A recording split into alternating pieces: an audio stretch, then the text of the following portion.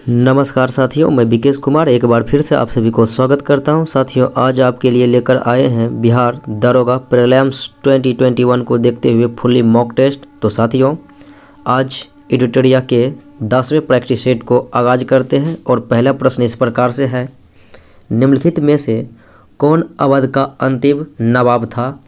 तो साथियों, अवध का अंतिम नवाब था वाजिद अली शाह, क्योंकि लॉर्ड डलहौजी के द्वारा 1856 ईस्वी में जो है अवध पर कुशासन का आरोप लगाकर ब्रिटिश राज्य में मिला दिया था और उस समय अवध का नवाब वाजिद अली शाह था।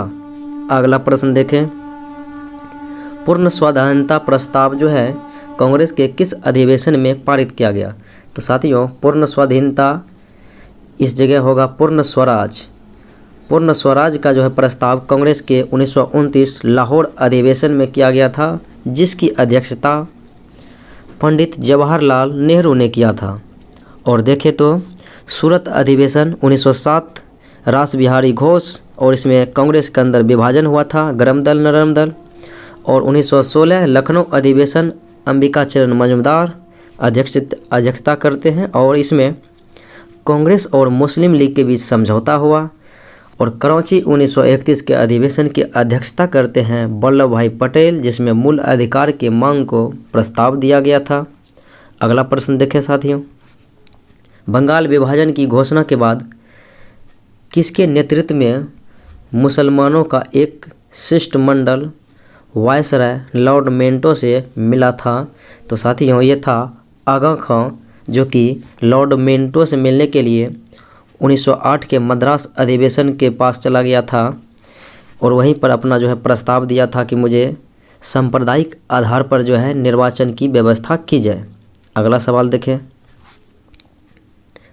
कहता है हिंदुस्तान सोशलिस्ट रिपब्लिकन एसोसिएशन की ये जो है किस वर्ष किया गया। तो हिंदुस्तान सोशलिस्ट रिपब्लिकन एसोसिएशन की स्थापना 1928 ईस्वी को फिरोज शाह कोतला मैदान में दिल्ली में किया गया था। भगत सिंह और चंद्रशेखर आज़ाद इनके मुख्य सदस्य रहे थे।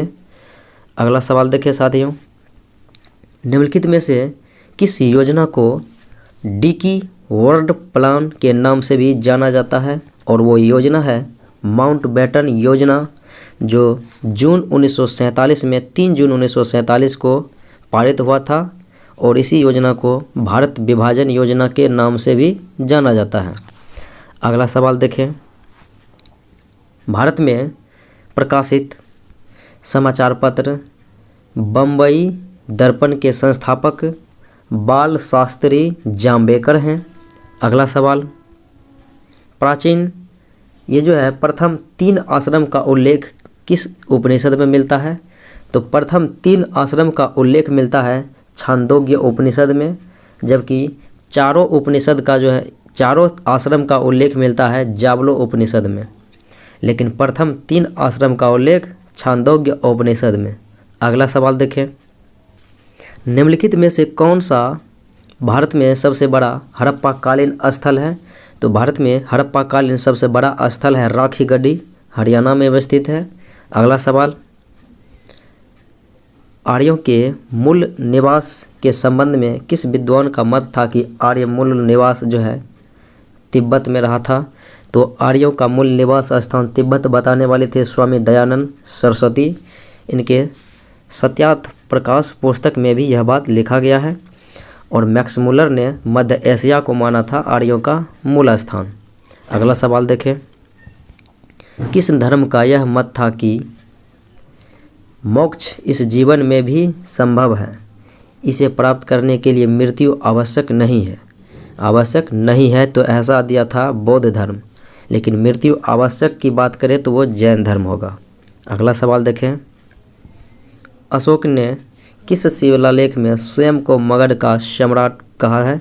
तो वो है भाबरू अभिलेख में मगध का सम्राट बताया वो अपने आप को, जबकि मास्की एवं गुर्जरा अभिलेख में अशोक का नाम अशोक ही मिलता है।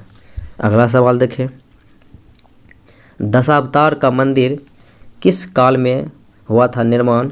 तो ये हुआ था गुप्त काल में और देवगढ़ यूपी में है दशावतार का मंदिर। अगला सवाल देखें, प्रसिद्ध शासक अमोघ वर्ष द्वारा कविराज मार्ग की रचना की गई किस भाषा में? तो ये कन्नड़ भाषा में की गई थी। अगला सवाल, दिल्ली सल्तनत के किस शासक ने शुद्ध अरबी सिक्के जारी किए थे? तो वो था इल्तुतमिश। तो दिए गए ऑप्शन में नहीं होगा इनमें से कोई नहीं, क्योंकि अरबी सिक्के में था चांदी के टाका और तांबा के जीतल चलाया था। अगला सवाल देखें, निम्नलिखित में से किसने महाद्वीपीय विस्थापन का सिद्धांत दिया था?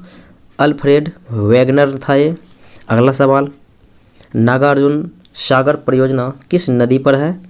ये आंध्र प्रदेश में कृष्णा नदी पर अवस्थित है। अगला सवाल, बांग्लादेश के साथ भारत के कितने राज्य सीमा साझा करते हैं? तो 5 राज्य।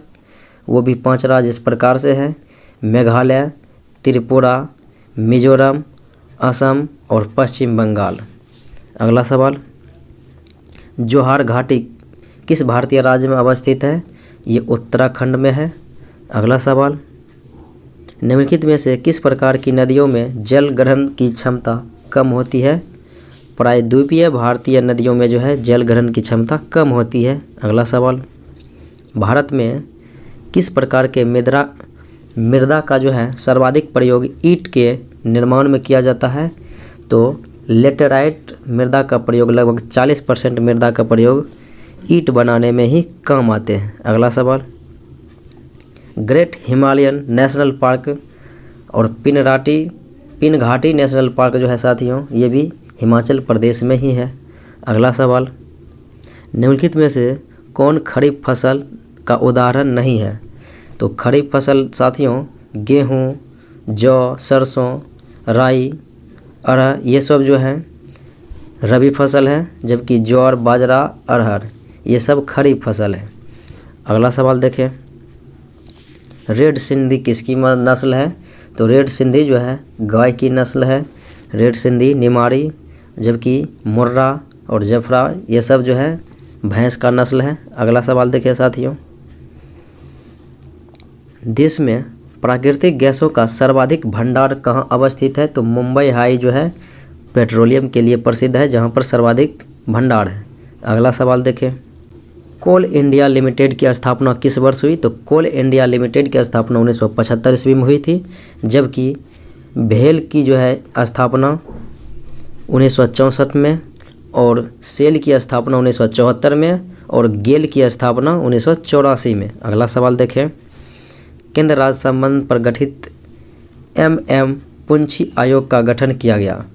तो मदन लाल पुंछी आयोग का गठन किया गया, तो ये 2007 ईस्वी में किया गया था, जबकि अपना रिपोर्ट 2009 ईस्वी में पेश किया था।